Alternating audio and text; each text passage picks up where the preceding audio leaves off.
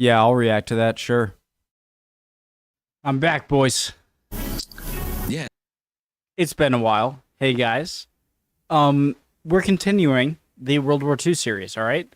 Manstein makes a plan, and Hitler has a man crush, okay? World War II, February 23rd, 1940, episode 26. My name's Connor, if you're new. If you want to catch up, I mean, we're 26 episodes in. It's up to you. Let's go. Ready? It's an old artillery barracks. Yeah, it's an old artillery barracks. Yes, that's what they're going to do with it. Okay, bye. February 23rd, 1940. Adolf Hitler's armies have been inactive in the field since October, but he's making plans for the spring. In fact, he's making plans to invade not one, not two, not three, not four, but 5 different nations. We're ready. Well, I'm ready to learn. I'm the Indy countries Nigel. are. This is World War II. Hey, Andy. Last week, a British destroyer entered Norwegian waters, boarded a German transport ship, and recovered 299 prisoners. Everyone protested that everyone was breaking international law. Everyone was. The big news, though, was that the huge Soviet offensive against the Finns had finally broken a hole in the Mannerheim defense line. And at the end of the week, the Finns began their retreat. Guys, I'm sorry. Just come on. We're good. Let's go. Norwegian waters, boarded a German transport ship, and recovered 299 prisoners. Everyone protested that everyone was breaking international law. Everyone was. The big news, though, was that the huge Soviet offensive against the Finns had finally broken a hole in the Mannerheim defense line. And at the end of the week, the Finns began their retreat to the intermediate line. Its strength, though, varies widely depending just where you are. On the Viipuri Gateway, it's as strong as the Mannerheim line had been. Other sections are what one Finnish general calls colored lines on a map. In general, though, it is thin, not very well reinforced with concrete, and the troops defending it are absolutely exhausted. However, it's not until the 17th that the two sides really meet along the whole line, which has given the Finns a short respite to plant mines, throw up what new defenses they can, and get their Bofors guns sighted on the roads where the Soviet tanks will arrive.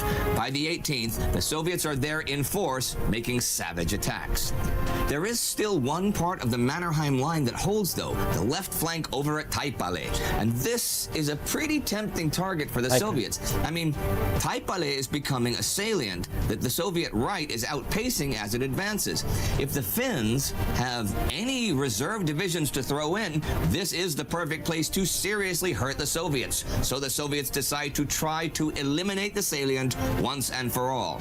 The 18th is known by the Finns as the Black Day at Taipale, as an entire Soviet division runs roughshod over a regiment of Finnish rookie replacements. But though the Soviets take some big strong points and certainly damage the position, the Finnish veterans in the support line still hold the sector through the end of the week. There is a shakeup in the Finnish High Command on the 19th. General Hugo Osterman, commander on the Karelian Isthmus, resigns, ostensibly for reasons of health, but he has not been in Finnish commander Carl Gustav Mannerheim's good books lately, and his wife has just been badly wounded in an air raid. Mannerheim then passes over the next in line for command, General Öqvist, and appoints Erich Heinrichs, but there is a consolidation as well. The 1st and 2nd divisions are now grouped as the 1st Army Corps, positioned between the 2nd and 3rd Corps, and Öqvist's 2nd Corps will now concentrate on the defense of Viipuri. A different prize is soon to fall to the Soviets. As the week nears its end, anybody can see that Koivisto Island will soon be cut off. The Finns' coastal batteries there have done huge damage to any and all Soviet traffic on the coastal roads for weeks. But the Soviets are preparing an all-out assault, and the defenders are needed elsewhere, so on the 23rd they begin to evacuate, firing off just about every shell they have and blowing up what they cannot carry. Of course, the Red Army can then move up the coastal roads, and by the end of the day are taking advanced positions beyond Koivisto Island. Öqvist asks Mannerheim if he should draw up plans for a retreat to the rear defense line, just in case, but Mannerheim says no. As William Trotter points out, there are plenty of Finnish officers that think Mannerheim is just being stubborn, but he knows that every inch of Finnish soil the Finnish army can hold gives them that much more leverage at the peace negotiating table. Also, the rear line, the last line of defense, runs through Viipuri itself, and every day they do not have to defend there.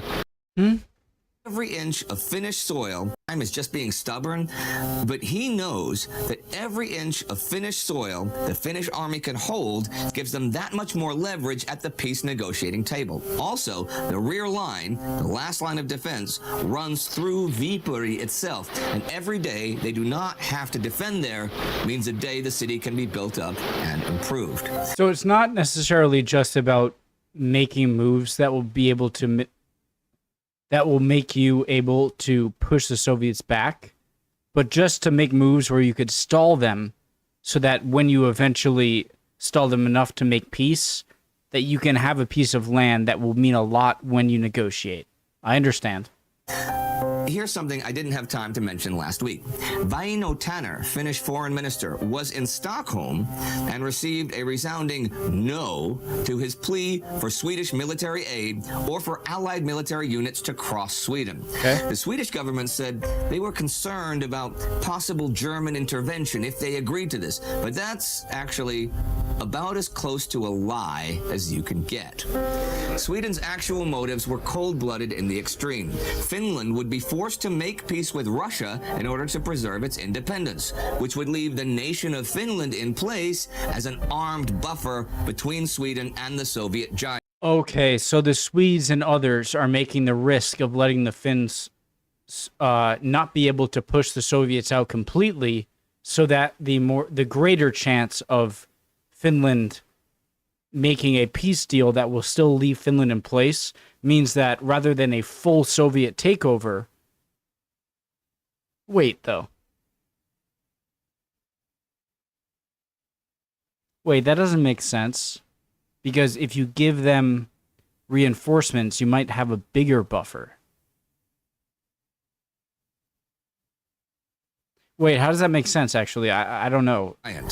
None of the Swedish diplomats involved in this policy found it easy to stomach. But there it was in a nutshell. The last thing Sweden wanted was to encourage further resistance. Well, as last week turned to this week, a Swedish newspaper breaks the story of Tanner's trip, his plea, and the reason he was refused.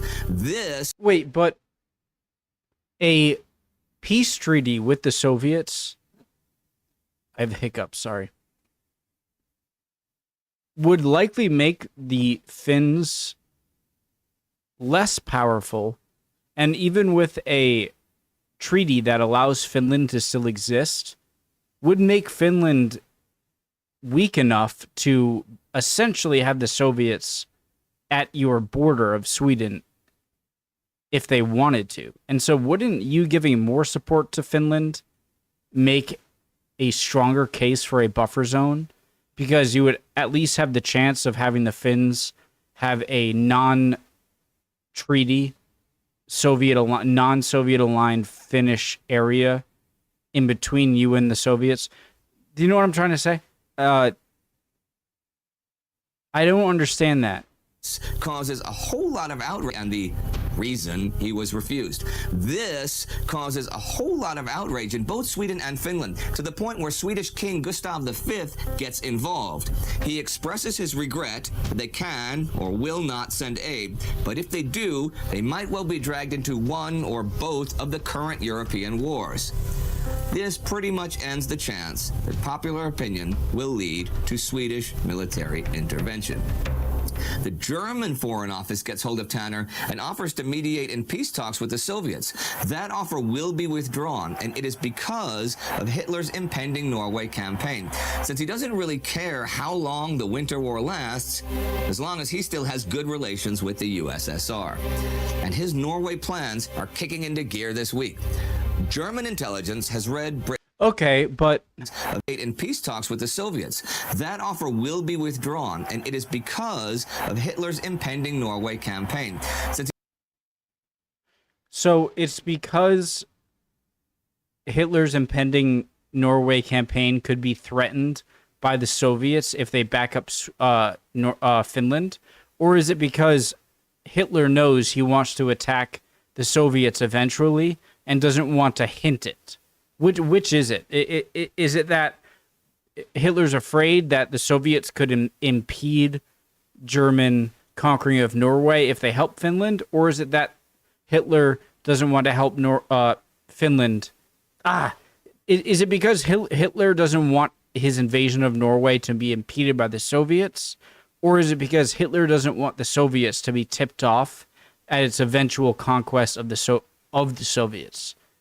Because if you're Hitler and the Germans, then you want a negative relationship with the Soviets to be as quiet as possible for when you want to launch Operation Barbarossa, because it'll be swift and a surprise. Which is it? Do you know what I'm asking? He doesn't really care how long the Winter War lasts, as long as he still has good relations with the USSR. And his Norway plans are kicking into gear this week. German intelligence has read Britain's naval reports of the Anglo-French plan, decided back on the 5th, to send military forces to Norway on or around March 20th. General Niklaus von Falkenhorst is now assigned to prepare the German invasion plan. He quickly concludes that they need to take Denmark as well as a bridge to Norway and to secure communications. I say quickly because when Hitler gives him the assignment, he is told to make the basic plan by the end of the day. So apparently, he uses a Baedeker tourist guide of Norway to plan it, since its maps are the only ones he can get with such short notice. The plan is to land German troops at 7 different Norwegian locations, including Oslo, the capital. As for those Allied plans, British troops that were preparing to go to France are told they have a new destination, one that includes ice and snow, for which their training will soon begin. Fort Stratford is the name of the planned military expedition to Finland through Norway. Well, Hitler is making all sorts of plans this week. On the 17th, he meets with General Erich von Manstein. Here's the thing. See, this is where hindsight becomes an issue, because I'm thinking like, wait, Norway, why would you not let British people come to defend yourself against Germany? But Norway doesn't know that for sure yet, that Germany's coming up to them, and so that doesn't work. On the 17th, he meets with General Erich von Manstein. Here's the thing. Manstein had been made a corps commander to get him out of the way of planning for the German offensive in the West, as we saw. But protocol dictates that upon appointment, corps commanders pay respect to the head of state, Adolf Hitler. But this is really just a formality, right? Well, here, chance intervenes.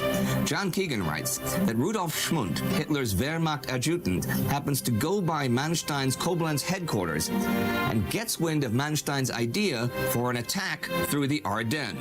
This is pretty much also Hitler's idea, but a lot better and more precisely planned. So the formality of meeting becomes an entire morning between Hitler and Manstein. Hitler was entranced, converted, and thereafter did not rest until Brauchitsch and Halder too had accepted the Manstein plan, which he passed off as his own conception. But if the war was going to get a lot more active, a lot of people didn't believe it. I didn't know about that part, by the way. On the 20th, Jean-Paul Sartre wrote in his diary, "The war machine is..."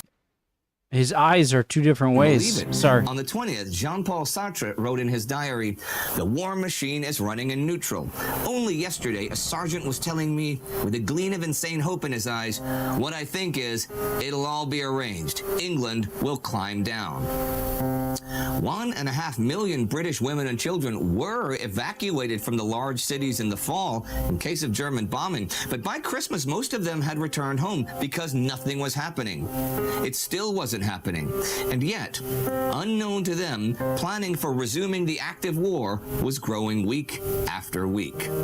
This week, certainly a big one for Hitler's planning, ends. Sweden refusing to aid the Finns, the Soviet attacks on the Finns still grinding away, slowly but inexorably pushing them back, and the Finns reorganizing and reconsolidating just to hold on to what they can for as long as they can. I'll end a little differently today with another piece of news rather than a conclusion. On the 21st, Richard Glucks tells Heinrich Himmler he's found a good site for a quarantine camp, a place to imprison and punish Poles and put them to work for acts of disobedience or Auschwitz, rebellion. Birkenau. It actually used to be an Austro-Hungarian cavalry barracks, so there are a bunch of sturdy, well-built brick buildings already there. The German name for this site is Auschwitz.